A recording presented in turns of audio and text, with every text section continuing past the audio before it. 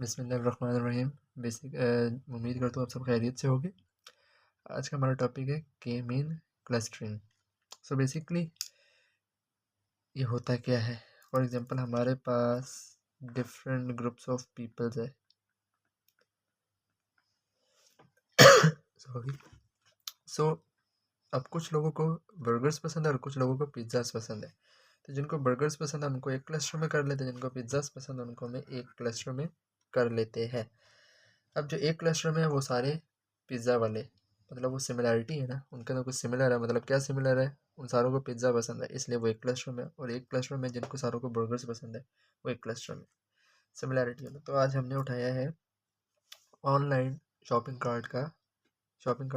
Mall का system, जिसमें कुछ पीपल्स है जिनकी एज है और जिनकी अमाउंट है। अब फॉर एग्जांपल हमने स्टार्ट करते हैं। अब हमने दो क्लस्टर्स बना लिए, एक K1 बना लिया और एक बना लिया 2। उसके अंदर हम अपनी मर्जी से C1 से लेकर C4, ये तो छोटा अमाउंट ऑफ डाटा है ना, वरना तो रियल लाइफ में रियल टाइम में बहुत huge amount of data use होता है। सो हमने K1 K2 दो क्लस्टर्स उठा लिए, बना लिए। अब उसके अंदर हम कोई से भी रैंडम वैल्यू पिक कर सकते हैं। फॉर एग्जांपल मैं इसमें C1 एंटर करता हूँ, जिसमें C1 क्या है 20 एज और अमाउंट 500। इधर मैं ले लेता हूँ C2 जिसकी 40 और 1000 है, राइट। अब हमने C3 फाइंड करना, C3 की फाइंड करने की है वो किसके अब कौन से क्लस्टर के अंदर वो लाई करेगा C3। ऐसे तो हम जज नहीं कर सकते, अब हम प्रिडिक्ट नहीं कर सकते। तो इसके लिए हम फार्मूला यूज़ करते हैं। C3 फाइंड कर रहे हैं तो C3 के लिए फार्मूला यूज़ करेंगे। आपने KNN में पढ़ा होगा वो फार्मूला, मैंने पिछली वीडियो में KNN की आपने देखा होगा कि वो हमने एक फार्मूला किया था डिस्टेंस वाला, जिसमें था KP1 माइनस XA1 का whole square plus XP2 minus XA2 का होल स्क्वायर। तो बेसिकली ये डिस्टेंस का फार्मूला, डी लिखते थे, डिस्टेंस का फार्मूला है, राइट। ये है x1 y1 x2 y2, ये वो वाला फार्मूला है। सो बेसिकली हम C3 कर रहे हैं। C3 में अब हमारे पास P1 क्या है, ये 30, राइट, माइनस अब हमारे पास A1 क्या है 20 होल स्क्वायर प्लस P2 क्या है 800 प्लस अभी हम इस क्लस्टर से ले रहे हैं A2 क्या है 500 होल स्क्वायर। तो ये हो जाएगा कोई आपका 10 का स्क्वायर, और ये हो जाएगा, ये माइनस सॉरी 300 का स्क्वायर। तो ये कैलकुलेट में नहीं कर रहा है, समथिंग अराउंड 300 पॉइंट समथिंग के अराउंड आएगा, राइट। अब हम C3 का अगेन करेंगे। अब वो किसके क्यों कर रहे हैं, इस डाटा को दूसरे क्लस्टर के साथ मैच करें, क्योंकि दोनों क्लस्टर में हमने देखना है ना कि कौन से क्लस्टर में लाई करेगा। अभी तो हमने सिर्फ पहले क्लस्टर का देखा है, अब दूसरे का भी देखेंगे। अब दूसरे में वही P1 क्या है 30 minus A1 40 whole square plus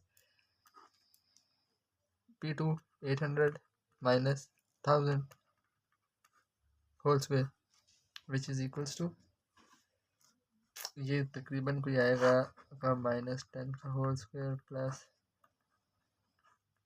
which is around 200 point something. Calculate नहीं कर रहा, जस्ट एज अपने तरफ से ही कर रहा हूँ, आप चाहे तो कैलकुलेट कर सकते 2 पॉइंट। अब देखना है कि ये तो मैंने एजम्पशंस की वैल्यू ले ली।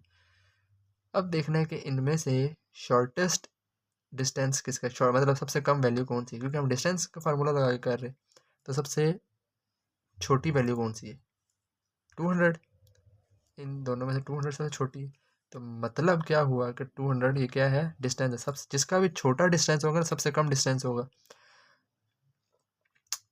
और वो फिर आपकी किस क्लस्टर में जाएगी। अब ये किस क्लस्टर से हमने वैल्यू, अब देखिए इसमें डिस्टेंस का हमारा 200, कौन से क्लस्टर से क्या डाटा है इस क्लस्टर का। तो ये किस, ये C3 किस में लाई करेगा, इसके अंदर क्लस्टर 2 के अंदर लाई करेगा C3। अब लेकिन ये जो है इसकी वैल्यूज अपडेट होगी, ये 40 और 100,000 नहीं रहेगी, क्योंकि 40,000 C2 की थी। अब C3 जब ऐड हुआ तो इसकी वैल्यूज चेंज हो जाएगी। अब वो कैसी होगी, हमने मीन निकालना है, राइट। मीन निकालना है किसका, पहले एज का, प्लस ये एज डिवाइडेड बाई 2, ये हो जाएगा जी आपका 70 divided by 2 which is 35, right. फिर इसके बाद अमाउंट्स का निकालना है 1000